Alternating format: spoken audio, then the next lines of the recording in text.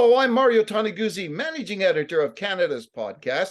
Joining me today is Joe Solly, who is partner, risk advisory, and national consumer leader for sustainability and climate change at Deloitte Canada. Thanks for joining us today, Joe. Yes, thank you, Mario. Pleasure to be here. I forgot to ask you, I hope I pronounced your last name right. Yes, Joe Solly. Thank you very much. Okay, great. Let's talk about some sort of recent research that Deloitte has put out. And I guess the overall question, first of all, Joe, is trust between Canadian consumers and brands around sustainable products, is that broken? At the moment, I would say it has a lot of challenges and there is a big disconnect. So is it broken? I think there's lots of room to improve it. And I would further enhance that by saying, in our study, we found that businesses, approximately 50% of them that we interviewed, feel that there was a high degree of trust in their claims that they're making with consumers and their products on the market, when in fact we found the opposite, which was only 26% actually trust the claims made by businesses today. So I think there's a big margin of improvement needed. Okay, so tell us a little bit about the importance of sustainability in general and sustainable products, and why that is becoming such a, I guess, a big trend in our world today. Yeah, I think I'll start with a bit of an academic definition so everybody really understands.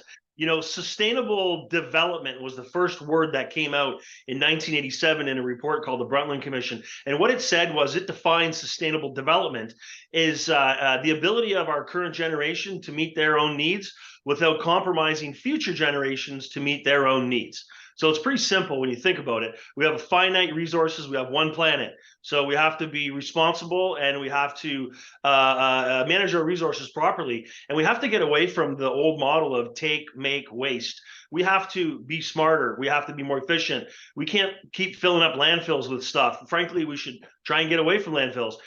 So really, when you think about all this, you have to drive different decisions in products that we enjoy every day. In the consumer industry, I always say, if you're eating it, you're wearing it, you're riding on it, you're sleeping in it, you're a consumer, you're using things. All those goods and materials have to come from somewhere, and we have to be, responsible in how we make them, so that we can drive things like low carbon, low energy, low water, circularity, reuse, keep things going, right? Maybe we need to bring back the vacuum repair person so we can keep products going in the market, really. So it's critically important right now.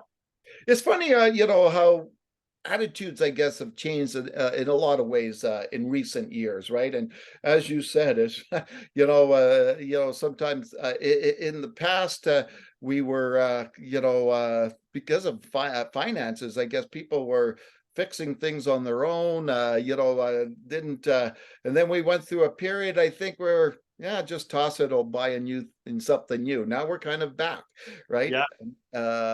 And do you see that kind of trend continuing? Yeah, I think consumers are frustrated. My friend asked me the other day, "Hey, does anybody know a good washing machine repair person?" And everybody's answer on this social chat was, "Just go buy a new one."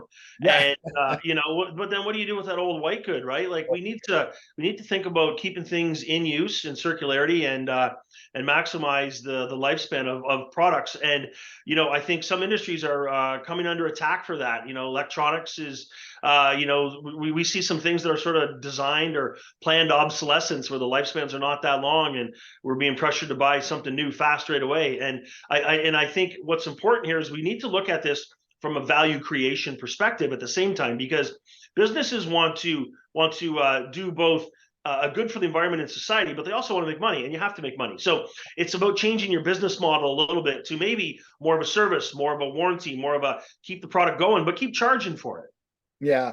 Now, what's interesting about all this is that how certain industries have done well, maybe others haven't, right? And you mentioned electronics, but I'm curious from your perspective and what you've seen and heard and the research, what industries are doing well when it comes to this, like, electronics, clothing, you name it. Yeah.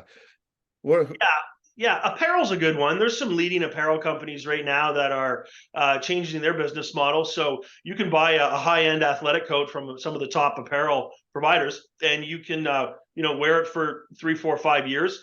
Either you don't like it or it's worn out, and you want to get a new one. You can trade that in. They'll give you a store credit. You can buy another jacket from that same retailer. And Yeah. then that retailer keeps you as a customer, but they also get to resell your old coat 2, 3, 4 times and get new customers because that coat doesn't fall out of the network of that brand. They keep it in their channel, and they get that new customer, and then again and again. So really, one of the apparel companies had said they plan for continued increased growth of sales by selling far few less new items. Which is, you would say, how are you going to do that? But that's their model. Huh, interesting. And of course, when we're looking at sort of that circular economy, one of the things that we're seeing these days is a lot of these thrift secondhand places, whether the Goodwill or Value Village or et cetera, really expanding, right? Yeah, yeah, that's great to see, really. There was a lady on social media who was showing thrifting and how it was fun. And then some people attacked her a little bit and said, "Hey, that's not for you. That's for people that are more financially unable to buy new clothes. So why are you doing that?" But in fact, that flipped around 180 degrees in a couple of days when somebody said, "No, that's really important. Buying old clothes and wearing old clothes is keeping things in circulation. So instead of Yeah. throwing them out, because as soon as you throw it out, either it gets used or not. It ends up on a boat to somewhere else in the world, and it gets thrown in the landfill, right? There's a big retailer in Canada just had a good case study where they took a pilot of a bunch of apparel, clothes, polyester, and etc. They separated it. They put it through a facility, and the one side went the apparel, and the other side came out sheet plastic.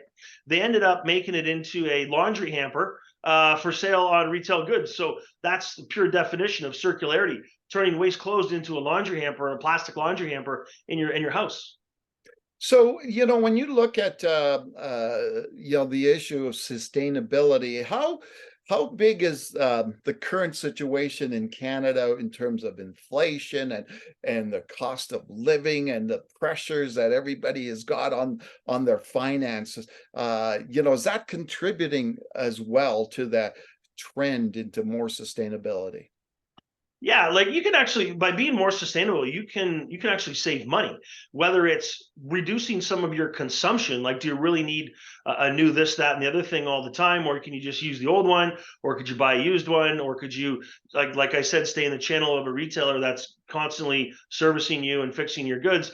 But you can also save money by looking at something called total cost of ownership. If you were to buy a product, and one good example is sort of a coffee filter. If you, versus buying paper coffee filters all year long, you could spend a little bit more money, get something that's stainless steel or aluminum. It'll take you, maybe 350 tries or uses of that to pay back what it would cost you for paper filters. But in that year too, you're starting to save money, and you're creating less harm to the environment by not using paper filters and throwing them out all the time. Yeah. So how important is it for businesses in general to I guess not only get that message out that they're doing this, but also follow through, right? And the Mm-hmm. actions speak louder than words. How important is that to develop I guess trust, to develop confidence in the consumers in Mm-hmm. your brand? Yeah, so for businesses, I think it's kudos to them that are doing this and have products out there now.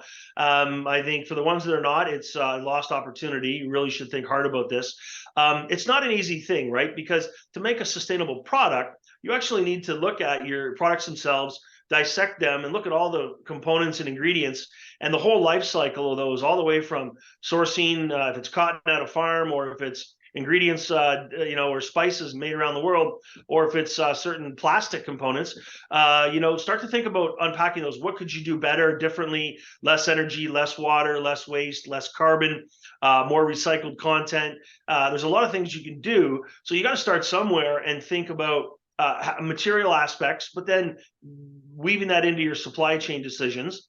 But also you need marketing. You need to get this out to your consumers. You need to show them that you're trying to do something that's great for the environment, good for business, good for them, especially if it's saving the consumer some money. So they're really there's also a ton of government grants and incentives out there now. You can apply for to get money to improve products. There's sustainability linked loans that the banks are offering where they tie a credit facility or an operating line to non-financial indicators like energy, water, waste, and if you perform well on those, you get discounts on your borrowing lines of credit per se. So there's a lot of incentives out there. All right, super. Well, thanks very much, Joe, for joining us today. Hey, thank you, Mario. Great conversation. Thanks for having me. All right, that was Joe Solly, who is with Deloitte Canada. I'm Mario Toneguzzi, managing editor of Canada's podcast, Taking Care of Business today. Thanks for joining us.